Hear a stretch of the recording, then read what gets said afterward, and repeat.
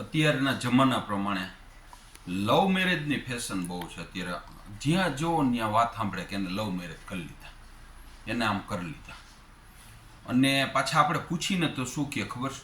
અરે અમારે તો એવું લાગે છે કે જાણે જન્મ જન્મના સંબંધો હોય કે અમે એકાબીજા માટે સર્જાયેલા છીએ, આવી વાત કરતા હોય. જે મેરેજ કરી લે નહીં અને એ કયો એવી અમને તો મન મળી ગયું છે. પછી કંઈક એકાદી વસ્તુ ગિફ્ટ આપે સોનાની, એકાદ ઠેકાણે ફરવા લઈ જાય, એટલે ત્યાં તો જાણે આમ મંડે સ્વર્ગ દેખાવા કે અમારા સિવાય કોઈ નથી એમ.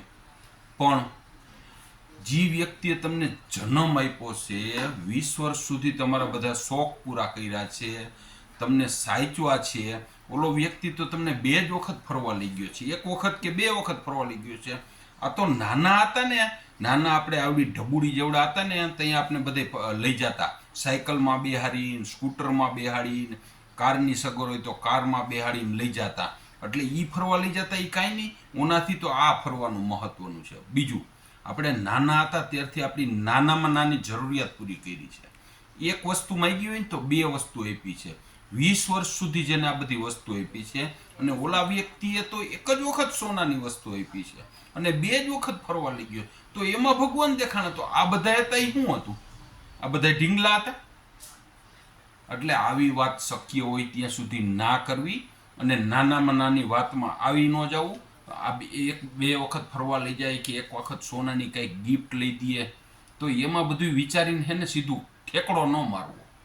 શક્ય હોય ત્યાં સુધી આપણા મા બાપની રાય લેવી, અને આપણા મા બાપ કોઈ દી આપણું આટલા વર્ષમાં આપણું ક્યારેય ખરાબ નથી કર્યું, તો આપણા મેરેજ ટાઈમે શું આપણું ખરાબ વિચારતા હોય? આપણા માટે સારામાં સારું પાત્ર ગોતતા હોય. એટલે શક્ય આ એક છે, આપણે કોઈ એવું પાત્ર, સારું પાત્ર ધ્યાનમાં આવ્યું હોય, મળી ગયું હોય, તો આપણા પપ્પાને એક મમ્મીને બતાવવાનું, જો આ પાત્ર છે તમે તપાસ કરી દો, મને તો આ સારું પાત્ર લાગે છે, તમને સારું યોગ્ય પાત્ર લાગતું હોય ને તો મારે એમની સાથે મેરેજ કરવા છે.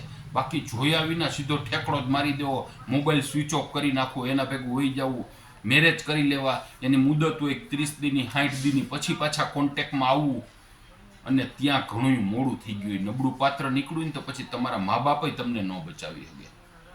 કારણ કે મેરેજ થઈ ગયા પછી શું કરી શકો તમે? એટલે શક્ય હોય ત્યાં સુધી હે ને પેલી નજરનો પ્રેમની તો વાત જ ન કરવી. 1 વખત છે ને ચકાસી લેવાનું, મા બાપની પાસે ડિમાન્ડ કરવાની કે આ પાત્ર સારું છે, આ પાત્ર મને ગમે છે, તમે જો એમાંથી સફળ થાય ને તો જ મેરેજ કરવા. બાકી તો સીધો કૂવામાં ઠેકડો મારે ને એમાંથી 80% પસ્તાય છે. એટલે શક્ય હોય ત્યાં સુધી આપણી જિંદગી વેડફવાની નહીં, આપણા મા બાપને દુઃખી ન કરવા, આપણા ભાઈઓને દુઃખી ન કરવા. એને કેવા તો આપણા માટે સપના જોયા હોય, તો એને આટલા વર્ષ આપને રાખ્યા છે, આપને સાચવ્યા છે, આપણી દરેક જરૂરિયાતો પૂરી કરી છે, તો આપણે એનું સપનું પૂરું કરવાની જવાબદારી આપણી હોય છે. તો એના સપના ઉપર પાણીની ડોલ ઢોળીને ક્યાંય વયું ન જવું, બરોબર ને? ભીખાલાલનું આવું માનવું છે.